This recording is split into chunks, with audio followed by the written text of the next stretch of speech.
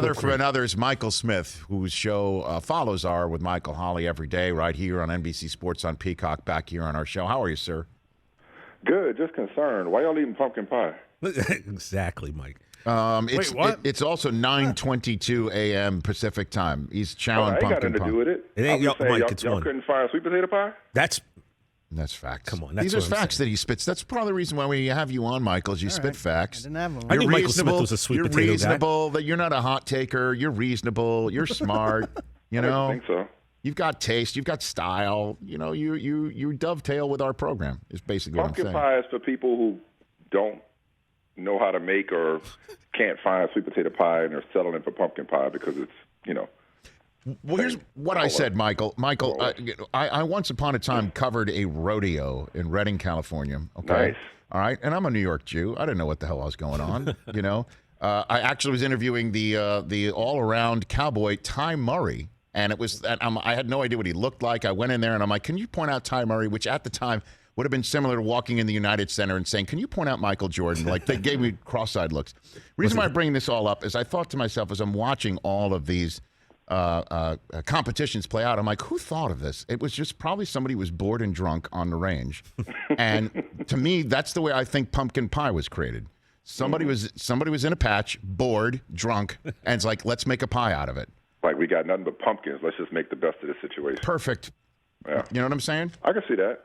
It's kind of like, I've been, since last night, I've been trying to figure out, like, because it's just, we take it for granted because we all just, I think I did it instinctively. I don't think anybody had to tell me to do this. Mm-hmm. But who was the first person who decided, man, you know what I should do with these Oreos is dunk it in milk? Yep. Like, who was the first to do that and the word spread? A genius. That's whoever that person was. Maybe they're. Then I was trying to think after Giannis, discovered fire last night. I'm just like, well, what's the last thing that just kind of blew my mind? What was the last game changer? So for somebody, once upon a time, pumpkin pie must have been a game changer. It was. Like, we can make a pie out of this. For Giannis, Dunkin' Oreos is a game changer. I'm trying to think of the last thing that just like blew my mind like that. They just like, oh man, like Cam Newton put me on to Lucky Charms and Cinnamon Toast Crunch mixed, which is incredible. Wow. That's probably amazing. Is that what the cereal he was referring to about eating that cereal a week before? Probably. Is that the cereal he was referring to? I'm guessing it is because once you go Lucky Charms and Cinnamon Toast Crunch, you do not go back. The other thing that came to mind for me was Hennessy and lemonade. I don't know how many Hennessy drinkers are here, but Hennessy and lemonade go hard. All right, I'm going to write all these down. It's going to be a long weekend for me, I guess. I don't know. How do I make the segue from this conversation to LeBron punching somebody in the face? How do I do that? I don't know, other than just walk through the door. Anything is possible. So Hennessy has led to quite a few people getting punched in the face. Enough Henny will lead to a scratch. So and we are at the holiday season, so there's pumpkin pie and there's fights.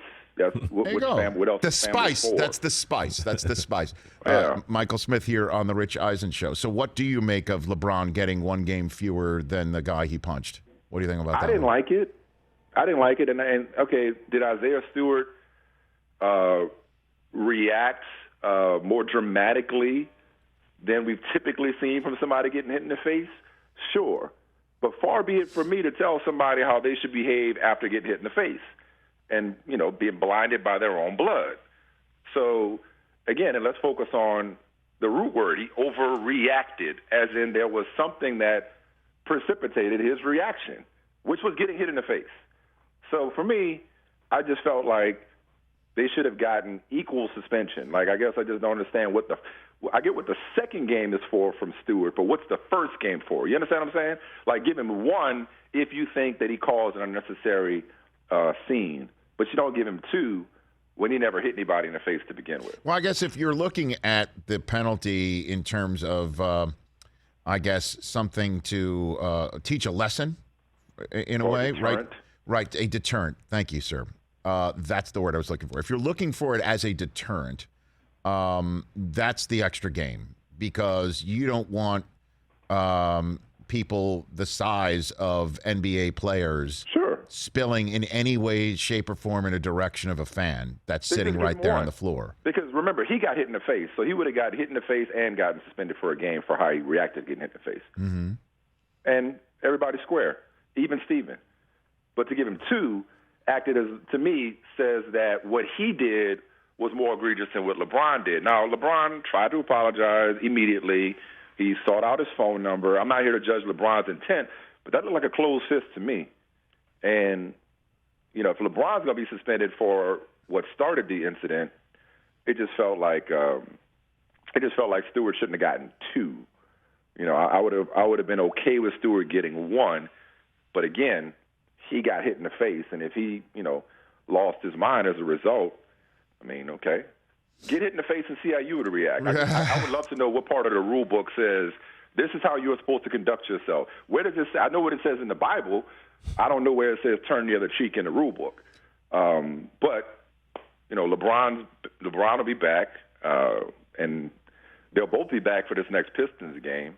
Anthony Davis had an interesting point about our guys get hit in the face all the time. Yeah, but he didn't require 9 stitches to close one of them ever. So. Right, and that didn't look like pure traditional incidental contact. That looked excessive on the part of LeBron. Well, I mean, LeBron shouldn't be throwing an elbow like that. I mean, he's got to. I think it was more of a closed fist. It looks like an elbow from one angle, but right. from the top angle, it's like a backhand closed fist. Well, either way, he's got to know, you know, that something like that could seriously injure whoever is in his vicinity, and that's 100%. why he suspended one game for it, because that was really reckless on his part. Exactly. So what do you make of the sense, though, that Stewart's reaction speaks to a lack of respect for LeBron league-wide from the youngsters? What do you think of that concept that was forwarded in a way by Stephen A. Michael Smith? What do you think of that one? Oh, man. It's Thanksgiving. Let me be nice. So, wait, what happened? Okay. Well, no, it speaks to a lack of respect. Yes, that players one dude got hit in the face and it went crazy. Right, that if Jordan had ever thrown that elbow, somebody wouldn't want to go fight Mike. But LeBron is a different story to the young kids in the NBA right now as compared to a previous generation. That was the I'm getting that gist correct, gents, right? Isn't that right? That's essentially essentially what he's I'll just put it this way. Your man reached way up his to pull that one out. Wow. I don't get that. Somebody got punched in the face, and I don't care who it was. Like, and first of all, it's not about LeBron. It's about Isaiah Stewart. Like, look into Isaiah Stewart's background. And Isaiah Stewart, by all accounts, is one of those dudes that, you know, you don't want to cross. You know? I'm not saying he's Charles Oakley, but, I mean, Isaiah Stewart got hit and injured in a way that would set anybody off. I don't think anybody that gets hit in the face in that moment is thinking, man, this guy's one of the greatest players ever. I probably shouldn't mess with him. All you're thinking about is, I just got hit in the face. And unless you know that person is going to do any more damage to you, you're going after them. So somebody's reputation as a tough guy in that moment doesn't matter. You know, like Michael Jordan, I don't know that Michael Jordan was ever considered some incredible fighter. Who was it that he pushed open-handed that time? That's, you know, but Michael Jordan is famous for punching Steve Kerr in practice. I don't know if that makes Michael Jordan a fighter, per se. Well, just not afraid of him is essentially the sense, but, you know. Yeah, but I mean, okay, like who's afraid of anybody in the NBA if that's what we're talking about? Like, this was one incident. This doesn't speak to some. With all due respect, Rich, could I please, like, not have to entertain that? No problem. No problem. Let me move on then. That Michael Smith reporting that the president not the only one to have a colonoscopy this week. Very good. You touched the nerve there. No, I did. I definitely love it. We'll talk about that offline. No worries. Michael Smith here on the Rich Eisen Show. So let's move on to the NFL. Why do you think Baker Mayfield gets as much crap as he gets? Ooh, that's loaded. How about that? Ooh. Why do you think he gets as much crap as maybe anyone else in the NFL? Like, literally, it was 2 weeks ago that he boat raced the Bengals. It's obvious that he's not completely healthy and that he doesn't have any protection up front. Odell's dad is the one who's Zapruder filming all 22, you know, and Baker gets all the crap and very little of any credit that other quarterbacks might get for their moxie or what have you. Why do you think that is? Michael? I'm more fascinated by the premise and by the by your take on it, because it sounds like it's unfair in your mind, and I guess I'm trying to figure out what aspect of the crap is unfair. Okay, the aspect he's inconsistent. He is definitely he is inconsistent. Yep, he definitely is. But he does perform well enough for this team last year, and that the reason why they're 6-5 is not his fault. The defense was garbage the first month of the season. You know, he was the one who put up all those points in Kansas City, and they couldn't stop Kansas City despite having the lead late. I mean, we could parse this thing out completely. Okay. But, man, it feels like you're giving him, and this is typical of quarterbacks, feels like I don't know if you're trying to, like, balance it out here, but if you're saying that sorry, I got somebody actually calling me on my house phone right now, so sorry about the beeps there. That's Stephen A. I seriously doubt it. If you're saying that somebody gets that he's getting too much blame, I feel like you're giving him too much credit. Like, I think they play around Baker Mayfield more than anything. I think that running game and that defense, when it is playing, is protecting Baker Mayfield. Does he have some ability? Yeah. Does he have flashes? Yeah. But I haven't seen somebody who has been the franchise savior that a number one overall pick. He beat the crap out of the Steelers last year, Michael, in a playoff game. When was the last time the Browns could say something like that? He went ahead in Cincinnati. If you want to be relative to the recent history of Browns quarterbacks, yes, or playoff futility, sure, definitely give him a cookie or a pumpkin pie if you prefer. But the Steelers at that point were like completely falling apart, and Ben Roethlisberger had one of the sloppiest, most prolific stat lines in NFL history. You know what I mean? The Steelers threw that game away early. But, yeah, sure, he gets credit for that. I'm not saying he's not a above-average starting quarterback or the potential to be that. Right. But I don't think that I'm going back to the premise, which I'm rejecting. I don't think the criticism that he's gotten has been unfair. Have there been some circumstances around him that have made his life more difficult? Sure. But therein lies the difference between great quarterbacks and okay quarterbacks, as you know, is the ones that, for the most part, can overcome some of those issues, whereas Baker strikes me as a guy that needs everything to be perfect around him. They booed him at home, Michael. They booed him in his home stadium. You know, coming again, just because they struggled to beat the Detroit Lions at home, you know, without a considerable amount of their pieces. That's what I'm saying, is that I don't know another quarterback that does that for a 6-5 team coming off of a playoff season in which also, you know, he's come up with some big wins. That's what I'm saying. Who else is getting? Do you think he deserves a little bit of a break, a little bit of benefit of the doubt? Well, I mean, I guess so. Yeah, that's what I'm saying. That's what I've been saying all year long. And you're saying, as many commercials as Baker Mayfield is in, I've always just struggled to buy him. But maybe there's another level for him to go to. I think he's okay. And maybe the problem is that he's okay, and that where you're number one overall pick, okay, and in every commercial and you've got all of this different hype and hoopla around you. Maybe the expectation, unfairly so, is that he's supposed to be more than what he is. He has been beat up. He is a tough kid. He's playing through it. But what I'm really hearing, though, if I can psychoanalyze you for a second, sure. I'm hearing a guy that just knows what it's like to not have a quarterback. You see somebody that you think is mistreating theirs. Yes, especially since, hey, man, here's my point, is like, you know, ride the horse that you're with when the horse that you're with has the ability to win a playoff game for you, because you might, you know, regret having to go back into the draft to find your guy, and then that guy gets hurt, and then you trade. Then you trade actual draft capital for somebody who would never start for anybody else in the NFL, barring a huge car wreck. And he's an unvaccinated quarterback who then is now useless to you a week after you start him because he's a close contact of a guy who actually has it. So that's what I'm saying. Like, that's my current situation, as you've now led me to. Like, would the Browns prefer that?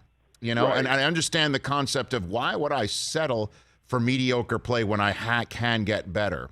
Yeah, you can get better actually in the next 6 weeks with this guy, is what I'm saying. The Jets can't with the guy that they currently have. I feel your pain on that, bro. And last time I talked to you, I think I might, if I recall correctly, it's been a couple of weeks. I think I got kind of excited about Mike White. Yes. And I was telling you, like, yo, man, this is a first world problem. This ain't a problem. Like, y'all actually might have they have 2 quarterbacks. And the Jets started. Yeah, Michael, the Jets started building him a statue outside of MetLife, but it looks like the Venus de Milo now. They can't complete it with arms and a head. They just stopped.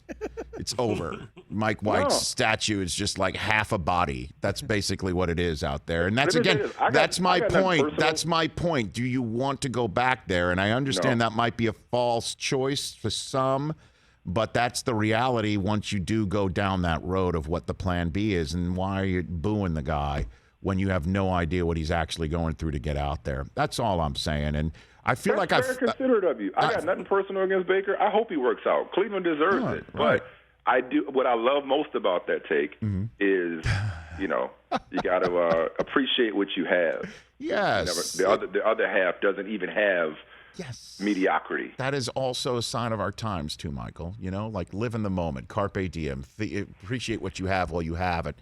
I feel like I've pissed you off with choices of asking you questions during this conversation. No, Rich. Okay. No, never. It just was just. I'm sorry. It's my baggage. No, it's not your baggage. It's me. It's me. It's not you. It was only just that one. I didn't know I was triggering. I really had no idea. Why would you? I don't know. And it's my job. Yes. It's my job, if I get punched in the face, to accept it and move on and not run around like a madman. Michael Smith, everybody. Well yes. done, Michael. He did not leave the conversation in a timely fashion, right? He just dropped it. He went out the tunnel and he tried to circle back. That's exactly what just happened. Who's on your show later today, sir? Who do you got? What do you got? We got, well, you know what? I'm going to see your J.K. Simmons. And I don't want to say raise you, but match you with Glenn Turman. Speaking of rodeo. Okay. Once upon a time. I'm a rodeo performer. Okay. Very good. And then our regular visits from Vincent Goodwill and Jason Johnson. So we're going to chop it up, talk about a number of things. Some of the things we've just covered, with the exception of that hot take about LeBron. Well, Michael, ask your guest about my theory about how certain competitions in rodeo were created. Is it based on just being bored and drunk back in the range back in the day and just saying, here's this rope, I'm going to throw it around this animal and see what can happen? Will do. Before I let you go, yes, sir. If I may, are you up against the clock? Not at all. Okay, before I let you go, if I may, because I have an Ohio State Buckeye. I don't have a dog in this fight. But I want to be on your side. Thank you. But I don't feel good about it. Can you tell me why Michigan is going to knock off Ohio State? I can't say that with any certainty. There is a roadmap, however, as opposed to previous years. The roadmap is they've got 2 spectacular pass rushers coming from either end of the line. They also have a spectacular running back in Hassan Haskins, who will make the world of some lucky team that decides to choose him in the first round of next year's draft. He is that good. And they've got a quarterback who doesn't make mistakes, and they just got to put up sevens instead of threes, and they got to have takeaways instead of, giveaways, and don't let the ball get thrown over their head like everybody else. You know what? And honestly, that's about it, And then I'll just say this in terms of the good versus evil here. Aspect of it, and I understand that I'm treading into very, very, very dark waters here with my take here. But do you want Ohio State to go again? Do you really want them going again? Do you really want them going to the Big Ten championship game again? You really want them in the national championship round of 4 again? I mean, let's get a little variety out there. You know what I mean? Like, let's see what Jim Harbaugh can actually do in all of that. Don't you think that would be a little bit more interesting? I'm just appealing to your sense of a story, of a storyline. I'm sure you're just as much of a storyline aficionado as I am. That's what I root for. Exactly. You root for storylines. You don't think it's a better storyline to see Michigan go and see what happens with Harbaugh, and then Ohio State again? Like, what do you think? I don't have the emotional investment in Jim Harbaugh that I did when he was in and leaving San Francisco and first going to Michigan. Yeah, but either you love him or you hate him. There's no gray area. Really, you're in the gray area. Okay. I'm indifferent now. It's been too long and too many disappointing seasons. That's exactly right. That he hasn't been there. So getting him back there, he makes it more interesting. Jim's more interesting. No, the best teams make it interesting. I mean, I want to root for Michigan because I just don't want to be on the same side as Michael Holley, and I like you. You know, quiet as kept. Don't tell him I prefer you to Michael. Thank you.